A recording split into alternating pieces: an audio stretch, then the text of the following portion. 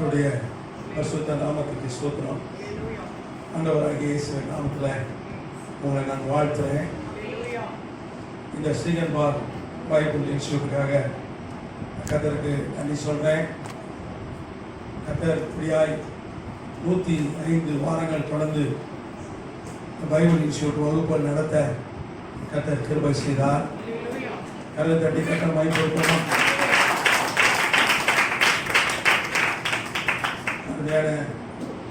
சொன்னப்பன் ஐயாவுக்காக நான் கர்த்தருக்கு நன்றி சொல்கிறேன்.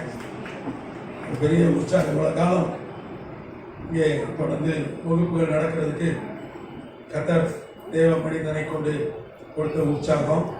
அவங்களும் கற்றுக்கொள்ளணும் ஒரு ஆர்வம். பல வருஷம் அவங்க ஊழியம் செய்தாலும் கர்த்தர் அவங்க ஊழியத்தில் அவங்களை சாதித்து வைத்திருக்கிறார், எஸ்டாப்ளிஷ் பண்ணி வச்சிருக்கிறார். கிளை ஊழியம் உண்டு. ஆனாலும் கூட கற்றுக்கொள்ளணும்னு ஒரு ஆர்வம்.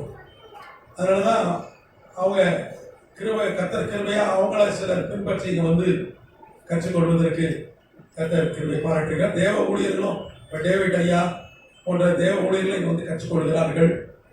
அதுக்கான கர்த்தருக்கு நன்றி சொல்கிறேன். நம்ம சந்திர ஐயா, இன்னும் நிறைய பேர், பிரிட்டோ ஐயா, நிறைய பேர் இருக்காங்க. ஊழியர் செய்கிறவங்க ஐயா எல்லாரும் வந்து கற்றுக்கொள்கிறாங்க. விசுவாசிகள் மாத்திரம் இல்லை, அதுக்காக கர்த்தர் நன்றி சொல்கிறேன். அல்லேலூயா. இந்த தருணத்தில் கூட எளிய தியானத்தை ஏதோ புஸ்தகத்திலேருந்து, எளிய தியானம் அல்ல, கர்த்தருடைய தியானம், கொஞ்சம் எளிய நேரம், சின்ன சுருக்கமாக ஒரு தியானத்தை தியானிச்சுட்டு நாம் அதுக்கப்புறம் அருட்பொழிவு ஆராதனை இருக்கிறது.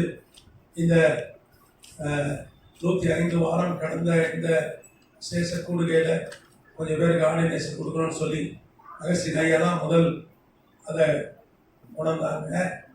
ஐயா மூலமாக ஒரு ஐயா சேர்த்து ஒரு 4 பேர், கேட்டையா உங்களை சேர்த்த 4 பேர், அருமையான பாலக ஐயா, ஏஜி திருச்சபை போதகர் ரெட்டில் சதமாதி பகுதியிலேருந்து வந்திருக்காங்க.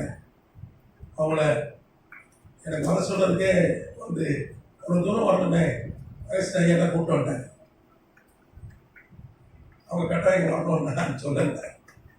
அவ்வளோ தூரம் வந்திருக்காங்க. அவங்க மூத்த ஊழியர், அவங்க திருமண பதிவாளராக அவங்களுக்கு ஒரு ஆர்டினேஷன் கொடுக்குறோம். அக்கா கர்த்தருக்கு சோதரம். அது மாத்திரம் இல்லை, அவங்க ஏனக் சூரியன் ஏனக் பாஸ்டர் மாற்றிட்டு வந்திருக்காங்க. அவங்க செம்மஞ்சேரி கோயிலில் ஊழியம் செய்கிறாங்க. அவங்களுக்காகவும் நீங்கள் செபித்து கொள்ளுங்க.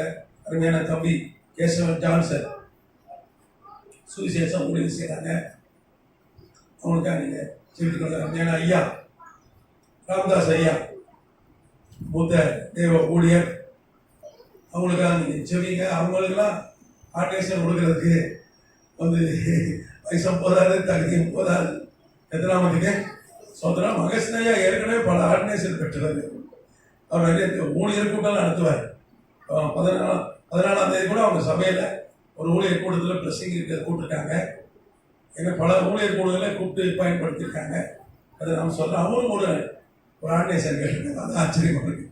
அவர் ஏற்கனவே பிஷப் ஆர்டினேஷன் வாங்கினது. கர்த்தர் நல்லவர். அல்லேலூயா. கர்த்தர் நாமத்துக்கு ஸ்தோத்திரம். அருமையான சாட்சிகளை கேட்டோம். ரொம்ப மகிழ்ச்சியாக இருக்கு. தேவ நாமம் மகிமைப்பட்டது.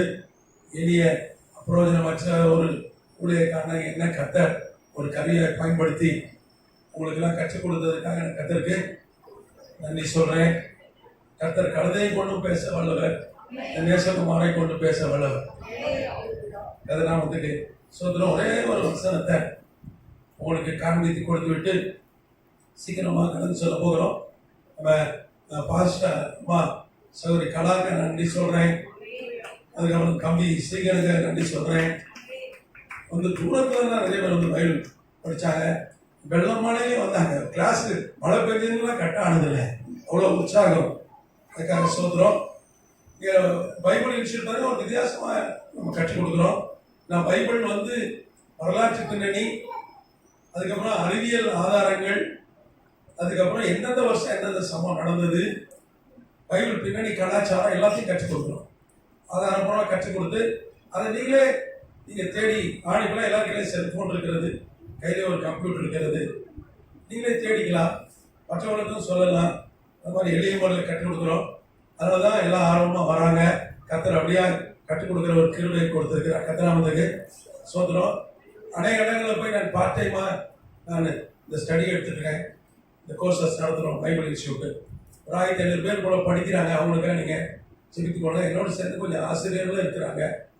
அதுக்காக ஜெபம் பண்ணுங்க.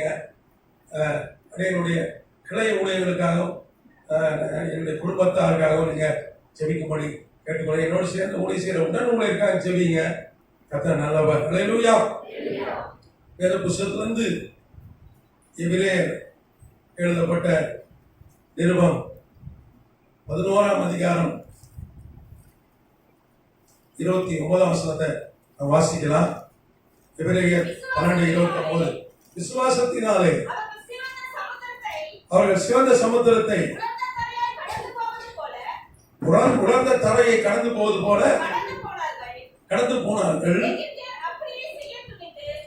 எகிப்தியர் அப்படியே செய்ய துணிந்து அமிழ்ந்து போனார்கள்.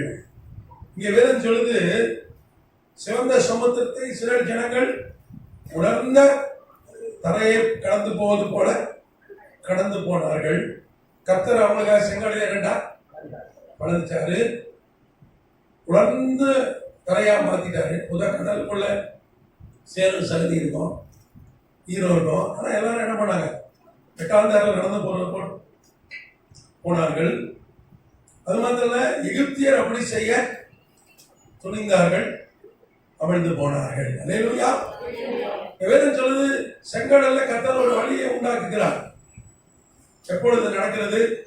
1446 கிமு 1446 BC. இங்கிருந்து ஏறக்குறைய ஒரு 3470 வருஷத்துக்கு முன்னாடி நடந்த ஒரு உண்மை சம்பவம்.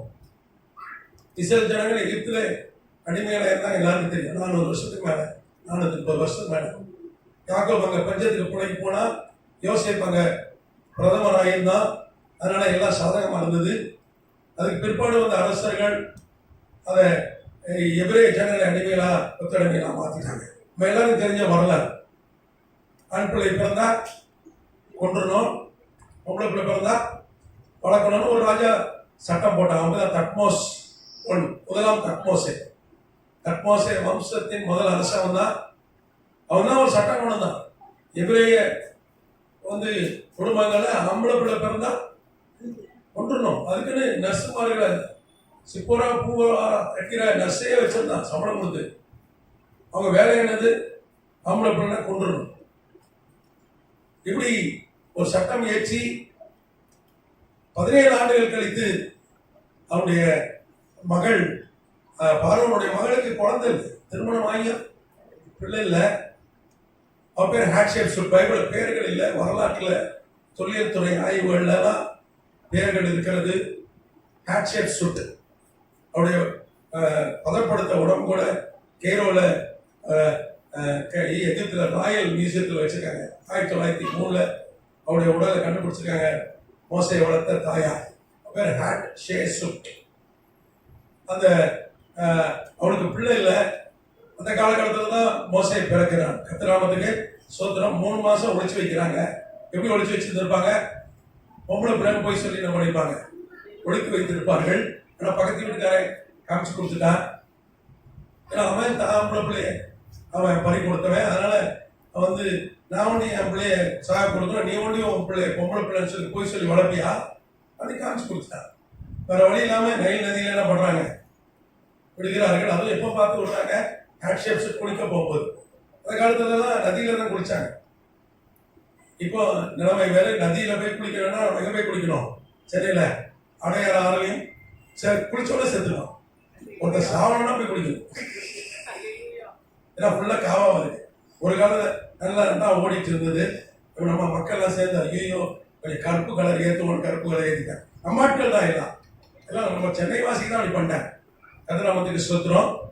குளிக்கும் போது அந்த குழந்தைய விடும்பொழுது அவன் குழந்தை அழகா இருந்தது. மோசம் ரொம்ப அழகா இருந்தான். இப்போ என்ன மாதிரி கலர்ல இருந்தாலும் நிச்சயமாக எடுத்துக்க மாட்டான்.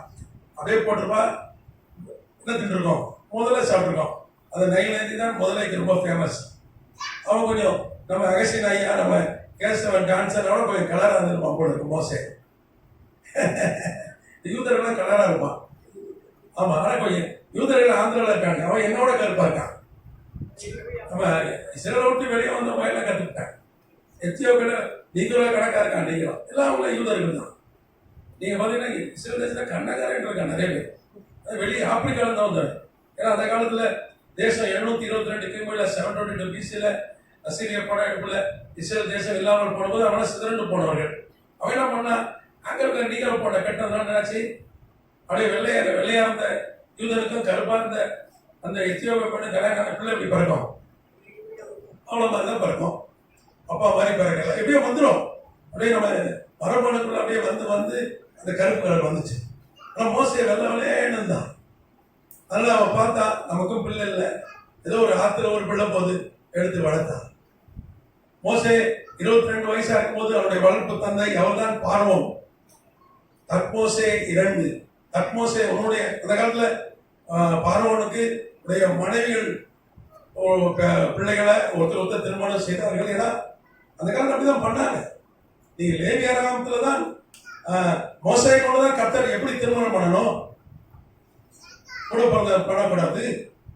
நம்ம உறவுகள்ல இப்படி இந்த உறவுலாம் கல்யாணம் பண்ணணும் ஒரு சட்டத்திட்டத்தை யாரை கொண்டு கற்றுக் கொடுத்தார்? மோசை கொண்டு தான் வந்தார். ஃபர்ஸ்ட் மோசை தான் சட்டத்திட்டம் வந்தான். முதல் சட்டம் என்னவே வந்தான், சட்டம் மேதை. கர்த்தர் அவனுக்கு அந்த ஞானத்தை கொடுத்தார். கர்த்தராமத்துக்கு ஸ்தோத்திரம். அந்த காலத்தில் அப்படிதான் கல்யாணம் பண்ணிப்பாங்க. அப்ப தத்மோசே வந்து எகிப்துடைய பார்வோன். இந்த தத்மோசே வந்து அன்னைக்கு உலகத்தின் பெரும்பகுதி ஆண்டார்கள். ஆப்பிரிக்காவை ஆண்டார்கள், ஆசியாவை ஆண்டார்கள். இன்னைக்கும் ஐரோப்பாவில் நிறைய பிரமிட்ஸ் கலர கோயில், இந்த வெள்ளக்காரன் அதை வச்சு கோடிகளை சம்பாதிச்சிட்டு இருக்காங்க. நீங்க பாத்தீங்கன்னா பிரமிட் இருக்கும், அப்படியே முக்கோண வடிவத்தில் உயரமா இருக்கும். அதை வச்சு ஒரு கேமரா வச்சு கோடிகளை சம்பாதிச்சிடலாம். வெள்ளக்காரன் பேய் படம் எடுத்துடலாம், மம்மின்னு ஒரு படம் எடுத்துடலாம். நம்ம ஆளுங்க மம்மின்னு தான் கூப்பிடுறான். அம்மான்னு சொன்னா அடிக்கிறான், கான்வென்ட்ல படிக்கிறீங்க ஃபீஸ் கட்டுறேன். மம்மினா டெட் பாடின்னு அர்த்தம். அதனால நம்மளாம் வந்து வெள்ளக்காரனை பார்த்து சொல்லு போட்டாளுங்க. வெள்ளக்காரன் மம்மின்னு கூப்பிடல, மாம் அப்படின்வான். கூப்பிடுவான் மாம், டேட், இந்த மாம்னு கூட சொல்லுங்க. பசங்களை அடிச்சு மம்மி வேண்டாடா, அவங்க மம்மினா நம்ம எப்படி ஆயிடுவோம்? Dead body. பையன் அழகா டெட் பாடி அப்படின்றான். அதில் நமக்கு சொந்தம் இங்கிலீஷ் படிக்க அதில் மாத்துங்க. சரி, எத்தனை சூத்திரம். அப்ப இந்த பிரமிட்கள்லாம் இன்னைக்கு யூரோப்ல இருக்குன்னா அது எந்த காலத்துல கட்டப்பட்டதுன்னா இந்த தத்மோசே வம்சம் உலகத்தை ஆண்டார்கள். அப்போ தத்மோசே, முதலாம் தத்மோசே தான் மோசேவுடைய தாத்தா, வளர்ப்பு தந்தை தாத்தா.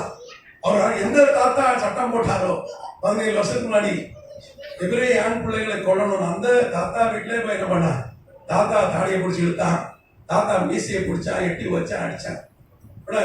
பிள்ளைய தாத்தா தூக்கி வைக்க மாட்டாரா? மகன் பிள்ளைய இல்லையா?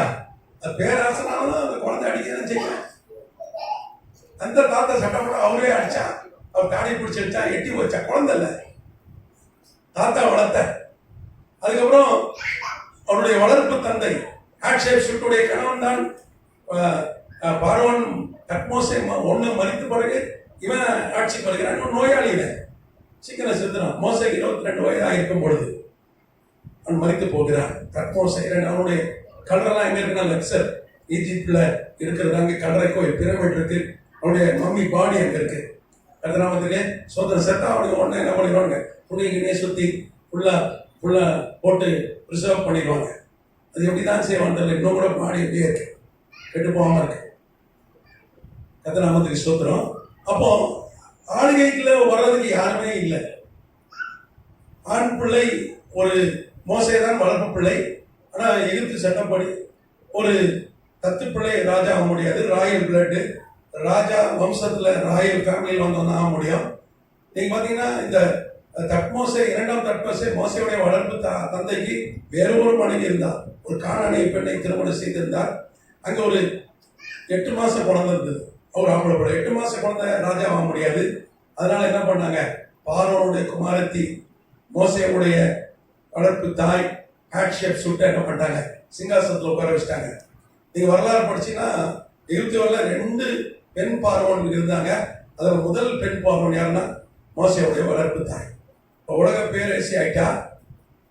யாரு உலக பேரரசி ஆயிட்டா? மோசையுடைய அம்மா. பாருங்க, நம்ம சென்னையிலையும் தமிழ்நாட்டிலையும் பாருங்க, அம்மா கவுன்சிலர் இருப்பாங்க, பையன் ஆடுவான் பாருங்க. யாரையும் பாத்தீங்கன்னா போலீஸ் எல்லாம் அப்படியே மட்டும் பாத்துறீங்களா? அம்மா எம்எல்ஏ தான் பையன் என்ன ஆட்டம் ஆடுவான், உண்டா இல்லையா? கேள்விப்படுறீங்களா? அம்மா யாருங்க? பேரரசி. 3 கண்டங்கள், ஆப்பிரிக்கா, ஐரோப்பா, ஆசியா, 3 கண்டங்களை ஆளுகிற பேரரசி. மோசை யாரு? போரேஜன். அவன் தான் என் அம்மா டம்மி தான். அம்மா டம்மி. யார் ஆளுக? மோசை. வரலாறு சொல்லுது, தொல்லியல் துறை ஆதாரங்கள் சொல்லுது. நமக்கு டைம் இல்லை, நீங்க வந்தீங்கன்னா நான் கிளாஸ் எடுப்பேன், எல்லா ஆதாரங்களும் உங்களுக்கு கொடுப்பேன். 22 வருஷம் ஆளுகையில் இருந்தான். 22 வருஷம் அவன் வந்து ராணுவம் கட்டுப்பாடு. அதனாலதான் அப்போஸ்தலர் வாசிக்கிறோம், வாக்கிலும் செயலிலும் வல்லவனாய் இருந்தான். எபிரேயர் 11ஆம் அதிகாரத்தில் பார்க்கிறோம், அவன் இளவரசன் என சொல்லப்படுவதை வெறுத்தான். 22 வருஷம் உலகத்தை ஆட்டி படிச்சாங்க. சாதாரண ஆள் இல்லை மோசே. துபர் பிடிச்சவன், பிரமக்காரன், போய் எத்தியோப்பியா இளவரசியை தூக்கிட்டு வந்தான், அந்த நாட்டை ஜெயிச்சு. அதனாலதான் அவங்க அக்கா மிரியாமும் ஆரோனும் சொன்னாங்க, நீ நல்லவனாயா, உங்ககிட்ட ஆண்டவர் பேசுறாரு, உன்னோட நாங்க நல்லவன், எங்கிட்ட பேச மாட்டாரான்னு சொல்லி மோசேக்கு விரோதமாய் பேசினாருன்னு பைபிள் இருக்க.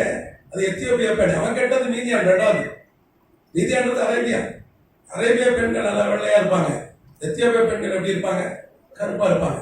எத்தியோப்பியா வேறு, அரேபியா வேறு. அந்த வரலாறு சொல்லுது, அவன் பேர் தர்பீஸ். அவ பேர் தர்பீஸ். பல தெரியாம வச்சுக்கேன். தர்பீஸ்.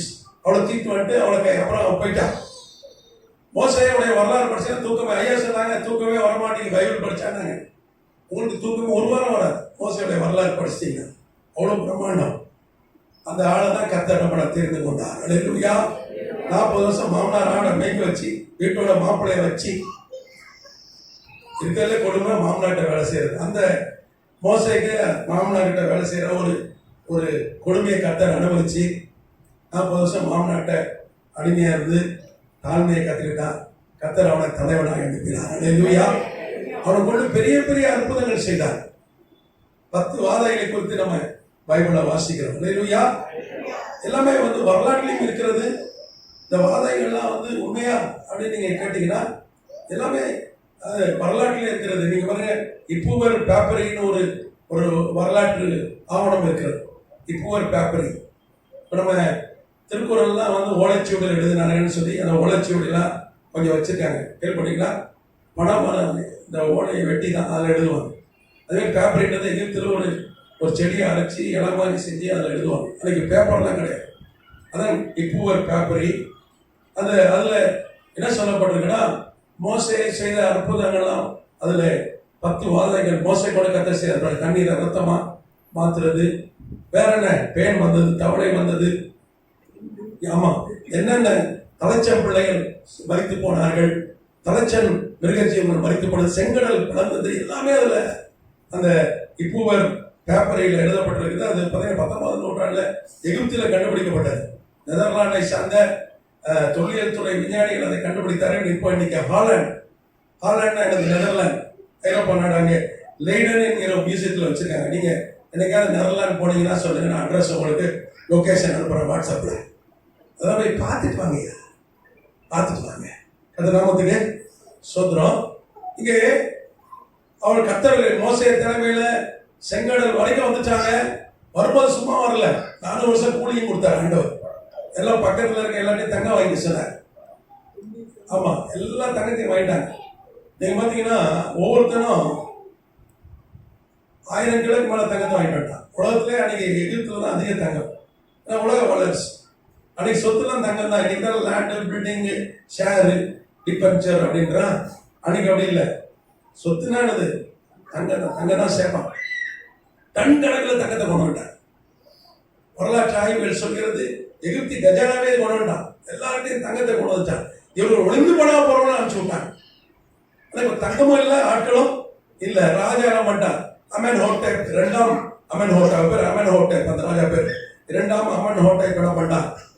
எல்லாமே போச்சுன்னு பெரிய கொடையோடு வந்து விட்டாங்க. கர்த்தர் நாமத்துக்கு சோதனை. அப்பதான் கர்த்தர் என்ன பண்ணாங்க? செங்கடல் 2ஆ பிளந்தா. அல்லேலூயா. செங்கடல் 2ஆய் பிளக்கப்பட்டது. அதன் வழியாய் இந்த ஜனங்கள் என்ன பண்ணாங்க, வெட்டாந்தரையில் நடந்து போன மாதிரி நடந்து போனார்கள். நீங்க பாத்தீங்கன்னா 24 கிலோமீட்டர் அது செங்கடல் பிறந்த இடம் பார்த்தீங்கன்னா கல்ஃப் ஆஃப் அக்குபா. அக்குபானா வளைகுடான்னு சொல்லுவாங்க. நம்ம விரிகுடா, வங்காள விரிகுடான்றது அகலமா இருக்கும். வளைகுடானா ஒரு அப்படியே கடல் சில இடத்துல குறுகி ஒரு மூக்கு நீண்டு போற மாதிரி போயிட்டு வரும். எப்படி மூக்கு நீளமா இருக்கு அந்த மாதிரி அப்படி போயிட்டு வரும். அது பேரு வளைகுடா. வளைகுடா நாடுகள்னு சொல்லியா, அங்கே கல்ஃப் ஆஃப் அக்யூபா, அக்யூபா வளைகுடா பகுதியில தான் அவர்கள், அதுவும் நுவைபான ஒரு பீச் இருக்கு, அங்கதான் வந்து பாளையம் இறங்கினார்கள். அங்கிருந்தா கர்த்தர் என்ன பண்ண, செங்கடலை பிளந்து அவர் செங்கடலை கடந்து போகும்படி கர்த்தர் செய்தார். கர்த்தர் நாமத்துக்கு சொல்றோம். 24 கிலோமீட்டர் கடல் அந்த பகுதி, இந்த மோனட்டு அந்த மோன கடல் வந்து 24 கிலோமீட்டர். 24 கிலோமீட்டர் வெட்டாந்தரையிலே அவர்கள் நடந்து போனார்கள். கர்த்தர் நாமத்துக்கு சொல்றோம். 35 லட்சம் பேர் நடந்து போனாங்க. எவ்வளவு பேர் போனாங்க? 35 லட்சம் பேர் நடந்து போனார்கள். சும்மா ஆடு மாடு தங்கம், எகிப்து நாட்டில இருந்து டன்டனா தங்கம் உடஞ்சான், கொள்ளடிச்சு வேண்டாம் தங்கத்தை. ஆளாளுக்கு வரலாற்று ஆய்வு சொல்ல ஒரு குடும்பத்துக்கு 1000 கிலோவாதே கொண்டார்கள் அப்படின்னு சொல்லி அவ்வளவு தங்கம் உடைச்சான். எல்லாம் மெதுவாக கடந்து போன போது எகிப்து ராணுவம் பின்னாடி வருகிறது. கர்த்தர் செங்கடலே ஒரு வழியை உண்டாக்குறார். கடல்லே வழியை உண்டாக்குவேன், ஆறுகள்ல வழியை உண்டாக்குவேன், வனாந்தரத்திலே வழியை உண்டாக்குவேன் சொன்ன கர்த்தர் ஒரு செங்கடல்ல ஒரு 24 கிலோமீட்டருக்கு ஒரு வழியை உண்டாக்குறார். கர்த்தர் நாமத்துக்கு சோதனை. நல்லா அகலமா தான் 35 லட்சம் போன படம் எவ்வளவு அகலந்திருக்கும், ரொம்ப அகலமான ஒரு வழி. அது வழியா போகிறாங்க. இப்ப பாக்குறான் பார்வோன் சேனைகள், அந்த வழியில நீங்க போங்கப்பா, பின்தொடர்வோம் பின்தொடரா. அந்த வழி இஸ்ரேல் ஜனங்களுக்கு ஒரு வெற்றி வழியாய், ஒரு ரட்சிப்பின் வழியாய் இருந்தது. ஆனால் எகிப்தியர்களுக்கும் அந்த வழி என்ன ஆயிடுச்சு, மரணத்தின் வழியாய் மாறி போனது. எகிப்தியர் அப்படி செய்ய துணிந்து அமிழ்ந்து போனார்கள். ஒரே வழிதான், கர்த்தர் உண்டாக்குற வழிதான். ஆனா இஸ்ரேல் ஜனங்கள் போனபோது பிழைத்துக் கொண்டார்கள், வெற்றி அடைந்தார்கள், ரட்சிப்பை சுதந்திரித்துக் கொண்டார்கள். அதே எகிப்தியர் கூடதான் போனான். இடையில என்ன, அக்னி சம்பவம் நினைச்சு, அக்னி சம்பவம் கர்த்தர் வந்து 2 பேரும் பிரிச்சார் ஒழிய. ஆனா இவர்கள் எல்லாம் அமிழ்ந்து போனார்கள், மூழ்கி போனார்கள். கர்த்தராமத்துக்கு சோதரம். நீங்க கேட்கலாம், அது எப்படிங்க செங்காடம் 2 பழக்கம், அது எப்படிங்க வந்து மூழ்கிட்டாங்க, ஏதாவது ஆதாரங்கள் வச்சிருக்கீங்களா அப்படின்னு நீங்க கேட்கலாம். பாருங்க, ஆதாரங்கள் இருக்கிறது. 1988 ஸ்வீடன் நாட்டை சார்ந்த டாக்டர் ஆரன்சன், அவங்க ஸ்டாக்ஹோம் பல்கலைக்கழகத்தை சார்ந்த பெரிய விஞ்ஞானி, அவர் தலையில குழுவினர் போய் கடல் உள்ள போய் ஆய்வு செய்தார்கள். ஏராளமான குதிரை எலும்புகளையும் மனித எலும்புகளையும் எடுத்தார்கள். நிறைய ரத சக்கரங்களை எடுத்தார்கள். இன்னைக்கு ஸ்டாக்ஹோம், ஸ்வீடன்ல ஸ்டாக்ஹோம் யூனிவர்சிட்டி வச்சிருக்காங்க. சும்மா எடுத்து கொண்டு வைக்க மாட்டோம், ஆய்வு செய்வான். ஆய்வு செய்து இது 1446 கிமு, ரேடியோ கார்பன் டேட்டிங் டெஸ்ட் ஒரு டெஸ்ட் இருக்கிறது. எத்தனை வருஷம் பழங்கன்னு கண்டுபிடித்துருவாங்க விஞ்ஞானிகள். ஸ்டாக்ஹோம்ல பல்கலைக்கழகத்தில் வச்சிருக்காங்க இந்த விஷயங்கள்லாம். அது மாத்திரம் இல்ல, 2003 இங்கிலாந்தை சேர்ந்த doctor Peter Elmer, doctor mark போன்ற விஞ்ஞானிகள் தலைமையில அவங்களும் கடலுக்குள்ள இறங்கி தேடி, அவங்களும் நிறைய ஆயிரக்கணக்கான ரதத்துடைய சக்கரங்கள். அன்னைக்கு வந்து வெண்கலம், எகிப்தியருடைய ரதம்லாம் வெண்கலத்துல இருக்கும், இருமண துருப்பிடிச்சு எங்க போயிருக்கும். அந்த வெண்கலம் கடல்ல ஒன்றும் ஆகாது, அதெல்லாம் கண்டுபிடித்திருக்கிறாங்க. நீங்க அதை பார்க்கணும்னா ஸ்டாக்ஹோம்ல இருக்கு, இங்கிலாந்துல கொஞ்சம், இங்கிலாந்துலயும் கொஞ்சம் இருக்கிறது. கர்த்தராமத்துக்கு சோத்திரம். நம்மளும் ஒரு நாள் கூட கடற்குள்ள பூச்சி பார்த்தா கூட நமக்கும் தெரியும். ஆமா, நீங்க வந்து இந்த டைவிங் இருக்கு பாருங்க, அது பேர் கியூபா டைவிங்கா, ஏதோ ஸ்கூபா டைவிங், நீங்களும் போய் பாருங்க. கர்த்தராமத்துக்கு சோத்திரம். அப்போ செங்கடல் பிளந்ததுனாலதான் வழி உண்டாச்சு. இஸ்ரேல் ஜனங்கள் அது வழியாய் போய் தப்பி போனார்கள். அவங்களுக்கு ஒரு ஆசீர்வாதத்தின் வழியா இருந்தது, வெற்றியின் வழியா இருந்தது, ரட்சிப்பின் வழியா இருந்தது. ஆனா அதே வழியா நானும் போவையா, இது வழியா போய் தானே இஸ்ரேல் ஜனங்க ஆசீர்வதிக்கப்பட்டிருக்கேன், நானும் போவேன்னு போன எகிப்தியருக்கு அது ஒரு மரண வழியாய் மாறி போகிறது. கடல் அவங்களை மூடி போட்டது. இன்னைக்கு அவங்க எலும்பு கூடுகள் இருக்கிறது, ஆயிரக்கணக்கான குதிரையுடைய எலும்புகள் கிடக்கிறது, ரத சக்கரம் அன்னைக்கு கடலுக்குள்ள கிடக்கிறது. கர்த்தராமத்துக்கு சோத்திரம். அப்போ ஒருத்தருக்கு ஆசீர்வாதமா இருக்கிற வழி மற்றவனுக்கு ஒரு சாபமான வழியா இருக்கு. ஆச்சரியமா இருக்குல்ல? அது கர்த்தர் உண்டு பண்ண வழிதான். நீங்க பாத்தீங்கன்னா 1 கொரிந்தியர் 10:2 சொல்லுது, அவர்கள் மோசைக்குள்ளாக இந்த செங்கடலை கடந்த பொழுது எல்லாரும் ஞானஸ்தானம் பெற்றார்கள். அது எப்படி இருக்குன்னா, இஸ்ரவேல் ஜனங்கள் 35 லட்சம் பேரும் செங்கடலை கடந்த ஞானஸ்தானத்துக்கு ஒப்புமே கர்த்தர் பவுலை கொண்டு எழுதி வச்சிருக்காரு.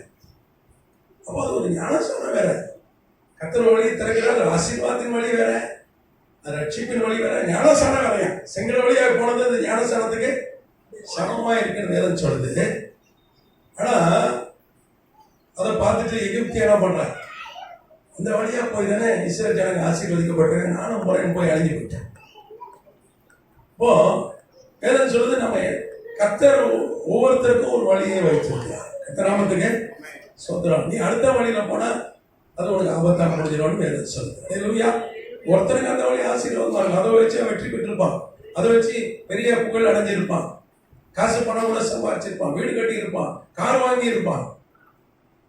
அதே வழியில நானும் நீயும் போனீங்கன்னா அது ஒரு ஆபத்தான சாபமான வழியா முடிவதற்கு அது எதுவா இருக்கிறதா வேதம் சொல்லுது. எல்லாருக்கும் ஒரு தனியா ஒரு வழியை கர்த்தர் வைத்திருக்கிறார். இல்லையா? ஒருத்தர் இன்னொருத்தர், அதனாலதான் காரணம் என்ன பின்பற்று, நான் தான் வழி சத்தியம் ஜீவன் சொன்னார். நீ மற்ற பேரை பின்பற்றாத. பொது நம்ம அப்படிதான் வெற்றி பெற்றவர்களை பின்பற்றுவோம். பொது நமக்கு சொல்லி அவனப்பா இவனப்பா, சின்ன வயசுல பிள்ளைகளை பாரு, அவனப்பா எப்படி பிடிக்காம அவனப்பா, இந்த பிள்ளைய பார்த்து கத்துக்கிட. இப்படிதான் நம்ம என்ன பண்றோம், நம்மளே உனக்குன்னு ஒரு வழி இருக்குப்பா அப்படின்னு சொல்ல கர்த்தர் நம்ம எல்லாருக்கும் வழியை வைத்திருக்கிறார்.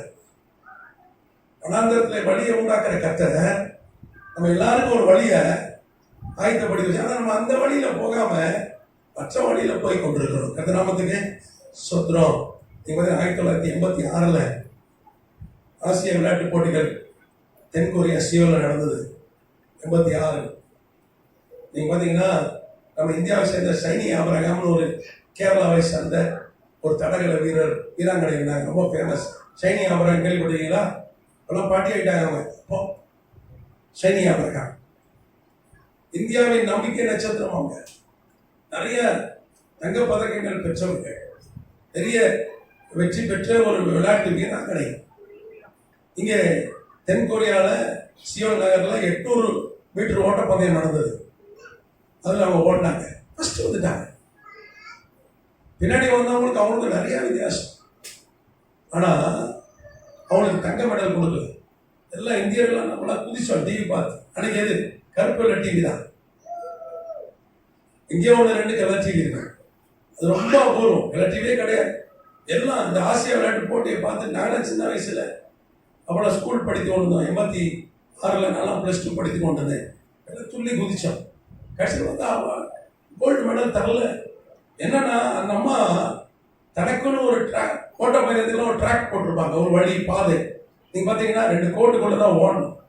அதுல ஓடாம பக்கத்துல இன்னொரு அம்மாவுடைய அந்த கோட்டில் ஓடுச்சு. அதனால உன் கோட்டில் நீ ஓடாதனால அதுக்கு தங்க பதக்கம் கிடைக்கல. அதுதான் தாங்கோட்டில் ஓடினா இன்னத்துக்கு நம்ம பெருமையா சொல்லிக்கலாம். 1980 ஷைனி ஆபரகம் எங்க நாட்டை சார்ந்த ஷைனி அவர் தங்கப்பதக்கம் வென்றாங்கன்னு சொல்லிருக்கலாம். ஆனா ஓடியும் ஜெயிக்கல. காரணம் என்ன? அவங்களுக்கு ஒரு ஒரு ஒரு ட்ராக் இருக்கிறது, ஒரு பாதை இருக்கிறது. அதுல போகாம பக்கத்துல இருக்கிற ஆள் பாதையில தவறுதலா போயிட்டாங்க, ஓடுற வேகத்துல போயிட்டாங்க. அதனால செகண்ட் பிரைஸாவது கொடுக்கலாம் ஐயா, அது கொடுக்கல. தேர்ட் பிரைஸாவது கொடுங்கயா, வெங்கல மடல் அதுவும் தர மாட்டேன்ட்டாங்க. என்ன அநியாயம். ஆனா அநியாயம் இல்லாத சட்டம். ஆண்டவர் அந்த மாதிரி சட்டத்தை தான் இந்த உலகத்துல வைத்திருக்கிறார். உனக்குன்னு ஒரு பாதை இருக்கு, அந்த பாதையில ஓடு. நீ அடுத்தவன் பாதையில பூனை வந்து புளிய பார்த்து சூடு போட்ட கதையா அந்த காலம் சொன்னாங்க. புளிய பார்த்து பூனை சூடு போட்டுச்சான். அந்த கதையா நம்ம கதை இருக்கு. அடுத்தவன் எப்படி ஜெயிக்கிறானோ அதை நம்ம பின்பற்றோம். அவனுக்கு அது பாதை, அதுல போய் ஜெயிச்சலாம். நமக்கு அது எப்படி இருக்கு? மரணத்தின் பாதையா இருக்கிறது. எனக்கு 90களில் நண்பர்கள் உண்டு, எல்லாம் பெரிய எடுக்க பசங்க. நம்ம தொழில் செய்து கொண்டிருந்தேன். அதில் ஒருத்தன் வந்து வெளிநாட்டுக்கெல்லாம் வந்து நிறைய ஏற்றுமதி இறக்குமதி செய்து கொண்டிருந்தான். பெரிய தொழில் அதிபர் அவன், என்னுடைய நண்பர். அவங்க எல்லாம் என்ன பண்ணாங்க, எம்பிஏ படித்து விட்டு ஒரு எல்லாரும் கையில் ஒரு புக் வச்சுருக்காங்க. என்ன புக்குன்னா, ஃபோர்டுன்னு ஒரு car company, general Motors, Ford car company கேள்விப்பட்டிருக்கீங்களா? ஃபோர்டு நம்ம இந்தியாவில் கூட ஃபோர்டு கார் ஓடுது. ஃபோர்டு உலகம் ஃபுல்லாக இருக்குது. அமெரிக்காவில் நம்பர் 1 கார் கம்பெனி தான் ஃபோர்டு. அதோடைய முதலாளி எப்படி சின்ன வயசுலேருந்து ஒரு வேலை சோத்து கஷ்டப்பட்டு எப்படி உழைச்சி பெரிய கோடீஸ்வரன் ஆனார் அப்படி இந்த புக்கை இவங்க எல்லாம் கையில் வச்சிருப்பாங்க. நாங்கள் ஃபோர்டு அவர்கள் பாதையில் தான் போகிறோன்னு வாங்க பார்க்க அவங்க சொல்லும் போதே நமக்கே பெருமையாக இருந்தது. ஒரு பெரிய ஆள் ஆயிடுவானுங்கய்யா, இந்தியாவிலே பணக்காரன் ஆயிடுவான்னு நான் எதிர்பார்த்தேன். உலக அளவில் பணக்காரன் ஆயிடுவோம், நாங்கள் ஃபோர்டு போட்ட ரோட்டில் தான் நாங்கள் போகிறோம், ஃபோர்டு பாதையில் தான் போகிறோம் அப்படின்னாங்க சொல்லிட்டு பெருமையாக சொல்லுவானுங்க. நான் கூட அவங்களுக்கு பேங்க்கில் ஒரு 70 லட்ச ரூபாய்க்கு ஜாமீன் போட்டேன். 90 70 லட்ச ரூபாய்க்கு ஜாமீன் போட்டேன். நான் கூட பல பேர்கிட்ட ஜாமீன் கோடி கணக்கில் 100 கோடிக்கு மேலே அப்பவே திரட்டினாங்க. ஆனால் அவங்களுக்குன்னு ஒரு பாதையை கண்டுபிடிக்காம யார் பாதையில் ஓடினாங்க, ஒரு வெள்ளைக்காரன் ஃபோர்டு பின்னாடி ஓடினாங்க. கடைசியில் என்னாச்சுன்னா, என்ன எங்கே இருக்கானே தெரியாது, ஆட்டு அட்ரஸ் இல்லை, ஒரு வேலை சோத்து கூட கஷ்டப்படுறான்னு கேட்கப்பட்டேன். நான் 70 லட்சம் ஜாமீன் பண்ண பாருங்க, நான் கூட முட்டாள் பாருங்க. எனக்கு அப்போ தெரியாது, இப்படிலாம் தெரியாது. அவங்களுக்கு பாதையில் ஓடணும், அந்த கடனை நான் கட்ட வேண்டியதாச்சு.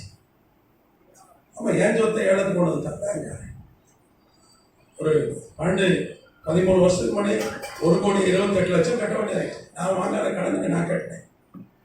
நீ எத்தனை கோடி பாருங்க, ஒரு 13 வருஷம் 1,28,00,000 சென்னையில் ஒரு சொத்து வாங்கி தான் எனக்கு ஒரு 50 கோடி ரூபாய்க்கு மேலே போகும். அப்போ நம்ம எல்லாருக்கும் ஒரு பாதை கர்த்தர் வைத்திருக்கிறார். நான் வேதம் சொல்லுது, சங்கீத புஸ்தகத்தில் 139:14 வாசிங்க. சங்கீதம் 139:14.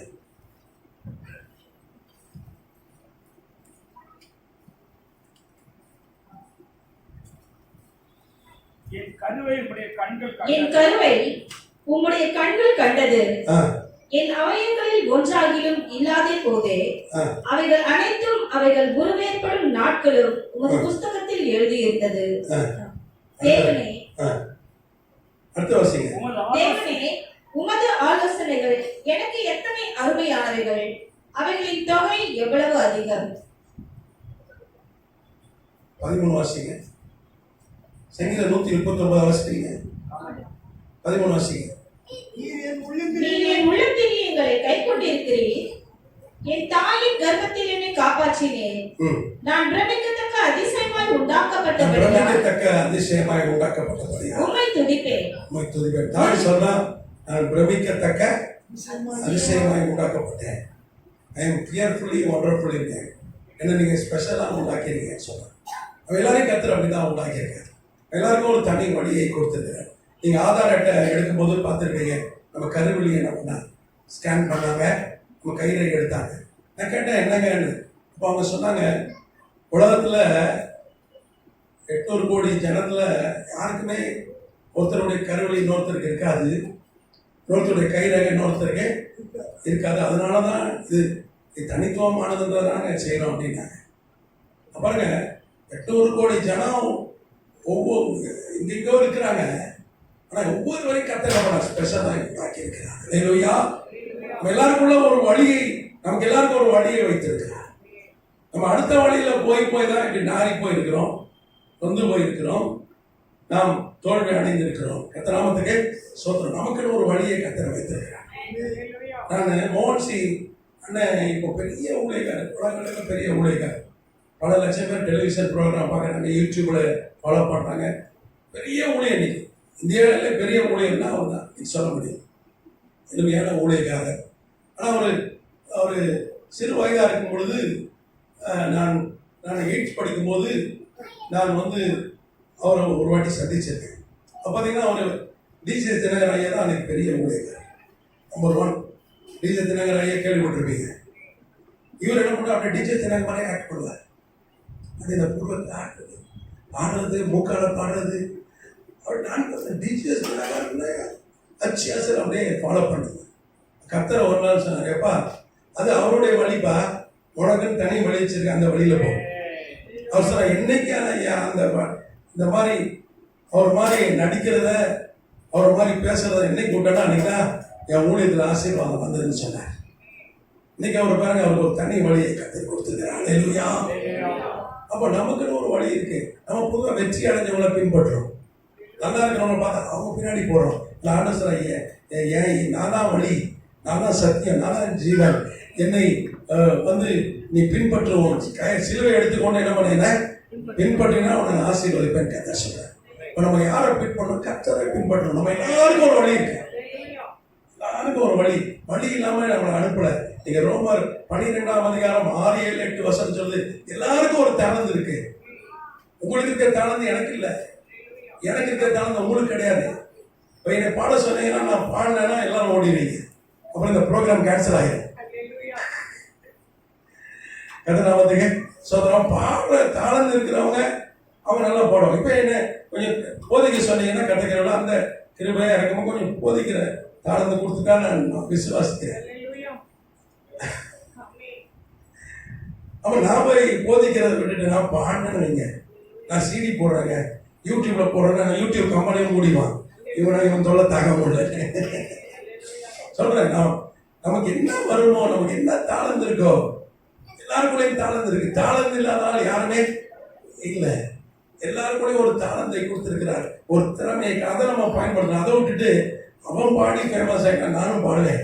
சிலவனும் பாடுறான் பாருங்க, ஐயோ அவனுக்கு பிளட் ப்ரெஷரே வந்து பாடும்பொழுது முக்கி பாடுறான், அவனுக்கு பாட்டு வர மாட்டேங்குது. நமக்கு என்ன வருமோ அதை செய்யணும். ஏன்னா நமக்குள்ள ஏற்கனவே பிறக்கும் போது எல்லாத்தையும் உள்ள வச்சு ஆண்டவராக பண்ணிக்க சாஃப்ட்வேர் இன்பில்ட் பண்ணியிருக்கிறான். இல்லையா? அப்போ நமக்குன்னு ஒரு பாதை இருக்கு. அடுத்தவன் பாதையில் போன ஆபத்து. எதிர்த்து ஜனங்கள் மூழ்கி போன மாதிரி மூழ்கி போக வேண்டியது. அதனால உங்களுக்கு ஒரு பாதையை வச்சிருக்காரு. நீங்க உள்ள தொழில் செய்யலாம், ஊழியர்கள் நிறைய பேர் இருக்காங்க, ஊழியர் செய்யறவங்க தொழில் செய்யலாம், வேலை செய்யலாம், இல்லை படிக்கலாம். அந்த கர்த்தர் எல்லாத்துலேயும் உங்களுக்கு ஒரு பாதையை வைத்திருக்காரு. அதுல போங்க, யாரையும் பின்பற்றாதீங்க, கர்த்தரை பின்பற்றுங்க. உங்களுக்குன்னு ஒரு வழியை வச்சிருக்காரு. அது வனாந்தரம்லாம் அங்கே ஒரு வழி இருக்கிறது, ஆறா இருந்தாலும் ஒரு வழி இருக்கிறது, கடலா இருந்தாலும் ஒரு வழி இருக்கு. அந்த வழியில போனீங்கன்னா கர்த்தரோட ஆசீர்வாதம். அடுத்த வழியில நீங்க போகாதீங்க, உங்களை மற்றவரோடு ஒப்பிடாதீங்க. அடுத்தவன் இந்த வழியில போய் ஜெயிச்சா நானும் போகாதீங்க. அது மரண வழிகள். நம்ம எல்லாம் கண்களை மூடி தலையை வணங்கி செவிக்கலாம். அன்பின் பிதாவே, நீங்க பேசின வார்த்தைகளுக்காக ஸ்தோத்திரம்.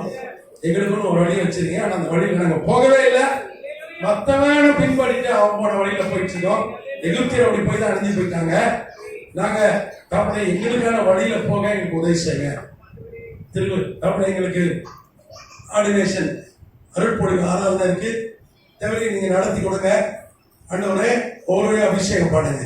இயேசு நாமத்தில் பிதாவே.